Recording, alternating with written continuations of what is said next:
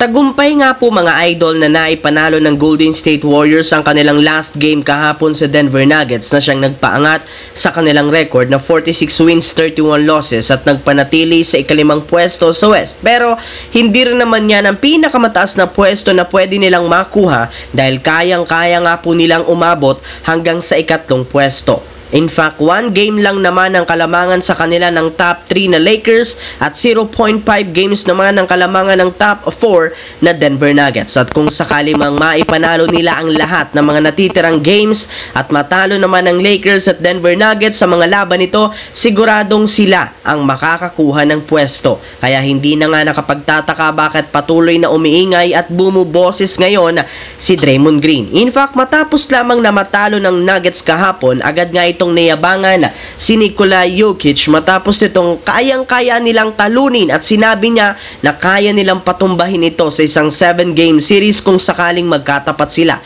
Pero lingid nga sa inyong kalaman, isang beses pa lang naman ngang natatalo ng Warriors ang Nuggets sa huling 10 paghaharap. Kailangan pa rin naman nga po nilang pakatandaan na hindi naglaro kahapon si Jamal Murray, kaya kahit anong yabang ni Green, wala rin naman itong kwenta dahil magkakasubukan pag kumpleto na ang lineup ng Denver Nuggets.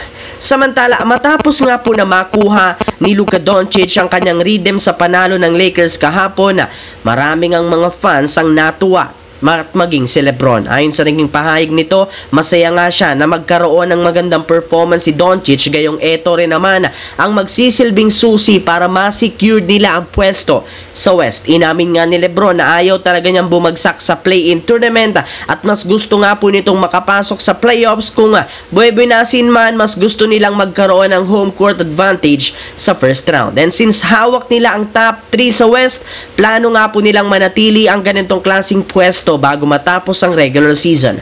At magagawa nila yan kung maipapanalo ang mga natitirang games laban sa OKC Thunder, Dallas Mavericks, Houston Rockets at Portland Trail Blazers. Kailangan nga talaga nilang maipanalo ang mga ito dahil kung hindi, malabo na mahulog sila sa play-in tournament. Samantala dito naman, simula nga po nang mawala at magtamo ng injury si Kevin Durant, inaasahan na matutulungan ni Bradley Beal si Devin Booker sa opensa matapos itong tuluyang makarecover sa injury.